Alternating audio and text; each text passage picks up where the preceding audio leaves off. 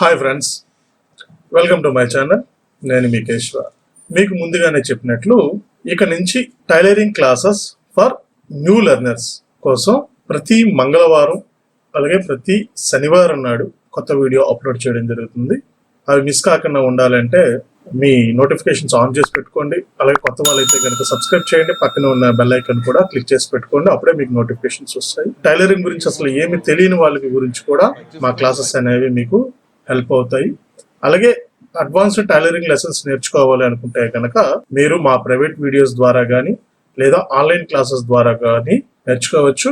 So ఈ video మీకు help అవుతుందని ఆశిస్తున్నాను. ఏ వీడియో అయినా మీకు హెల్ప్ అవ్వాలి, దాని గురించి పూర్తిగా అర్థం అవ్వాలంటే వీడియో లాస్ట్ వరకు చూడండి, ఎక్కడ స్కిప్ చేయకండి. ఓకే, మరి ఎందుకు ఆలస్యం, వీడియో స్టార్ట్ చేద్దాం. టైలరింగ్ క్లాస్లోని మిషన్ల గురించి basic machine, folding machine, high speed machine, ఈ 3 మిషన్ల గురించి నేను ఇక్కడ వివరిస్తాను.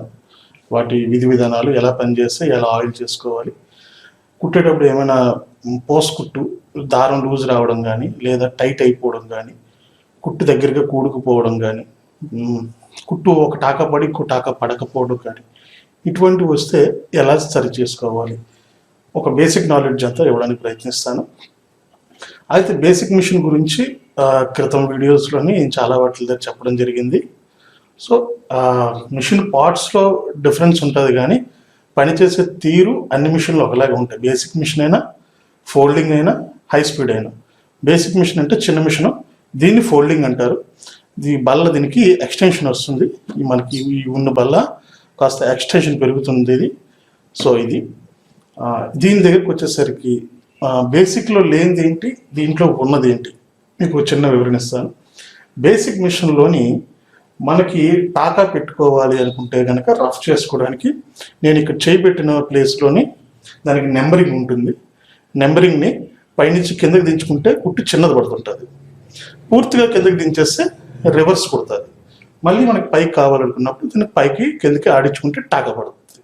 అయితే ఈ మిషన్లోకి వచ్చేసరికి, ఫోల్డింగ్ మిషన్లోకి వచ్చేసరికి ఈజీనెస్ ఏంటంటే దీనికి లివర్ అనేది ఇక్కడ ఇస్తాడు, మన చక్రం పక్కన ఇస్తాడు.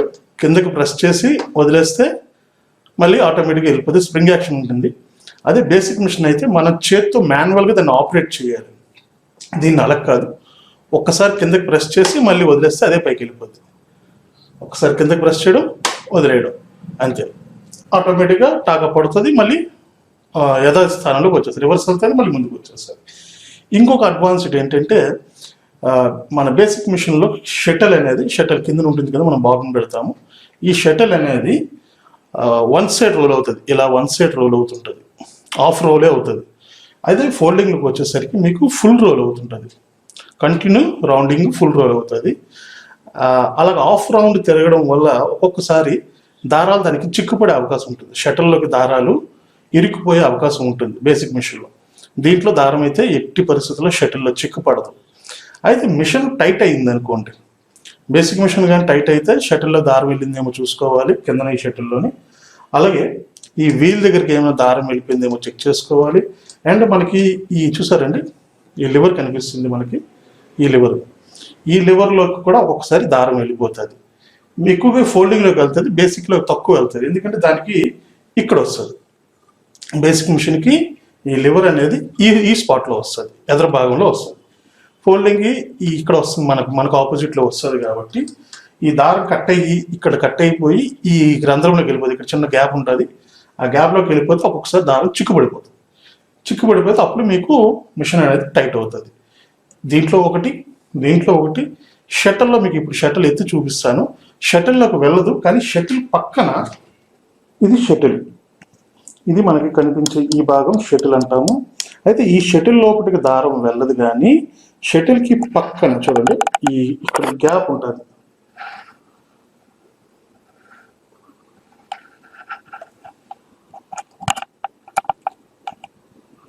షటిల్కి ఈ పక్కనే చూడండి, ఈ తిరిగే జాగా, ఈ స్క్రూస్ పక్కన చిన్న గ్యాప్ ఉంది. ఈ గ్యాప్లోకి దారం అనేది ఒక్కొక్కసారి వెళ్ళిపోతుంటుంది. ఇది వెళ్ళిపోయినప్పుడు మనకి మిషన్ కూడా కొంత టైట్ అవుతుంది. ఇది షటిల్ తాలూకా రాడ్. ఇది ఈ షటిల్ కూడా స్లాగ్ లేకుండా చూసుకోండి. అంటే మిషన్ అరిగే కొద్ది ఇది కొంచెం స్లాక్ అవుతుంటుంది, లూజ్ అవుతుంది. అటువంటి అప్పుడు కూడా మిషన్ ఒక్కొక్కసారి కంప్లైంట్ అనేది వస్తుంది, కానీ పెద్ద ప్రాబ్లం ఏం లేదు. బాగా అరిగిపోయిన మిషన్లకి, కొత్త మిషన్లకి అయితే కనుక మీకు ఆ ప్రాబ్లం రాదు. సో షటిల్ ఇది ఇందాక మీకు చెప్పినట్టు బేసిక్ మిషన్కి ఈ స్పాట్లో మనకి టాకా పెట్టుకునే ఇది ఉంటుంది. కుట్టు చిన్న చేసుకోవాలన్నా టాకా పెట్టుకోవాలన్నా ఈ స్పాట్లో ఉంటుంది. ఫోల్డింగ్ మిషన్ దగ్గరకు వచ్చేసరికి ఇదిగోండి, ఇది టాకా పెట్టుకునే లివరు, ఇది దారం ఎక్కించుకోవడానికి. దీనికి బాబిన్ పెట్టేసి జస్ట్ దాన్ని అలా ప్రెస్ చేసేసి మనం తొక్కేటప్పుడు ఆటోమేటిక్గా దాంతోపాటు ఈ వీల్ తిరిగి బాబిన్ దారం అనేది ఎక్కిపోతుంటుంది. అలాగే నెంబర్ చిన్నది చేసుకోవాలన్నా పెద్దది చేసుకోవాలన్నా దీన్ని పెద్దది చిన్నది చేసుకోవచ్చు. మనకి ఎంత పెద్దది కావాలంటే అది పెద్ద చేయొచ్చు, ఎంత చిన్నది కావాలంటే చిన్నది చేయొచ్చు. అలాగే దీంట్లో కూడా దారాలు వెలిగే అవకాశం ఉంటుంది. ఒక్కొక్కసారి మనం చూసుకోకపోతే రెండు మీకు చెప్పింది ఇవ్వండి. ఈ గ్యాప్ ఇక్కడ మీకు ఐ లివర్ గ్యాప్ కనిపిస్తుంది కదా, ఇక్కడ మూవ్ అవుతుంది. ఈ గ్యాప్లోకి మన దారం ఇక్కడ ఎక్కిస్తాం కాబట్టి అది కట్ అయిపోయి ఒక్కొక్కసారి చూసుకోకపోతే ఆ కొస దానికి అందేసిందంటే లోపల అది చుట్టుకుపోతుంటుంది. సో ఓవరాల్గా ఫోల్డింగ్ మిషన్ తాలూకా విధి విధానాలు అవి. ఇప్పుడు మనం దీన్ని ఆయిల్ ఎలా చేయాలి, మామూలు మిషన్కైనా బేసిక్ మిషన్కైనా ఇది ఫోల్డింగ్ మిషన్కైనా ఆయిల్ చేసుకునే విధానం ఒకటే. సింపుల్గా చెప్పాలంటే కదిలే ప్రతి పార్ట్ గ్యాప్లో కూడా ఆయిల్ వేసుకోవాలి. వీళ్ళలో వేసుకోవాలి, ఈ పైన ఉన్న రెండు కన్నాల్లో వేయాలి. ఈ కన్నాల్లో మనకు సరిగా అవ్వకపోతే వెనకాతలు దీనికి ఒక చిన్న క్యాప్ ఇస్తాడు, ఇవ్వండి అలాగే ప్లేట్ వస్తుంది.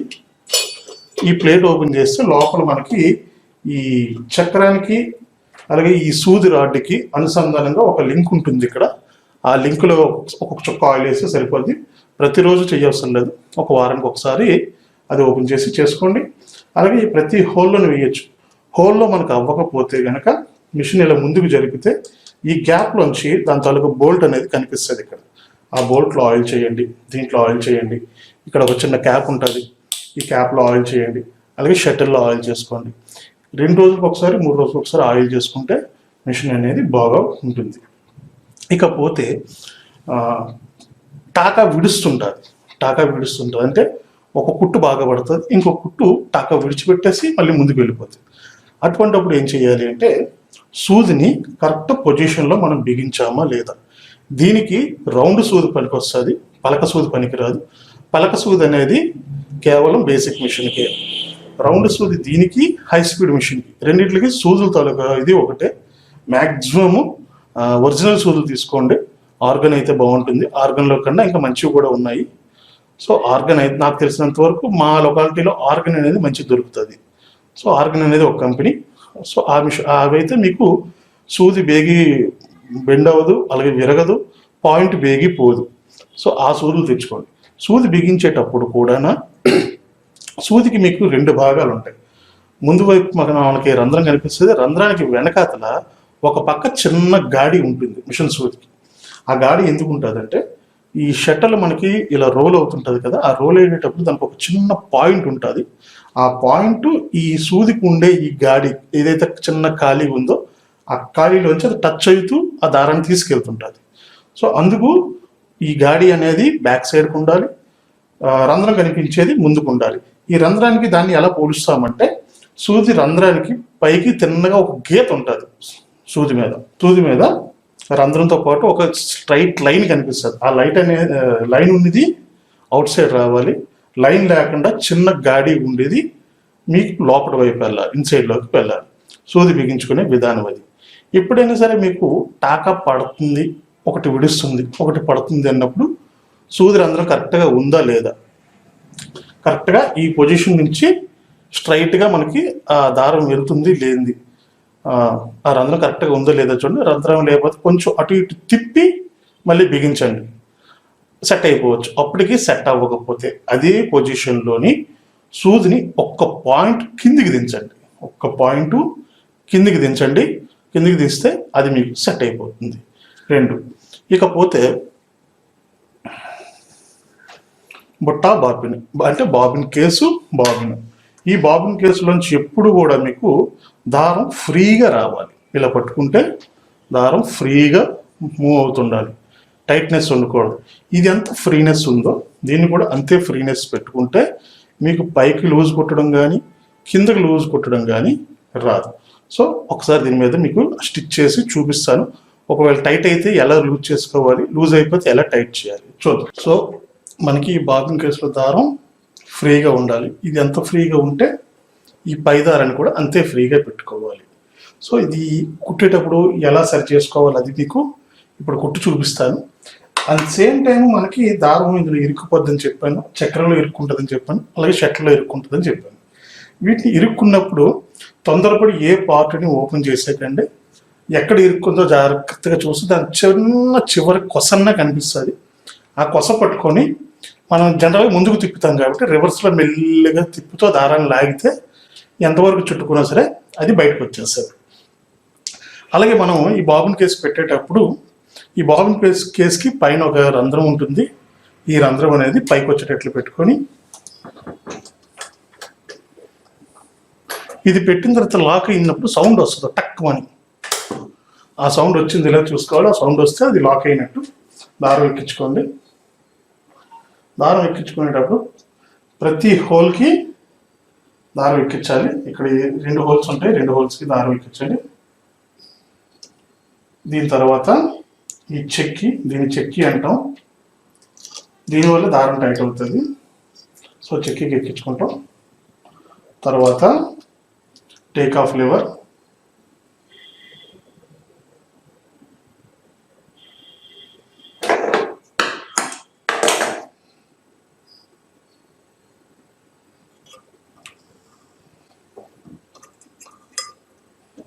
తర్వాత సూది.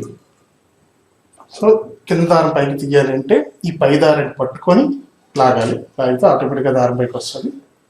సో ఇప్పుడు మనం దీని మీద ట్రైల్ వేద్దాం. ట్రైల్ వేస్తే దారం ఎక్కడ టైట్ అవుతుంది, ఎక్కడ ఇది లూజ్ అవుతుంది అని తెలుస్తుంది మనకి.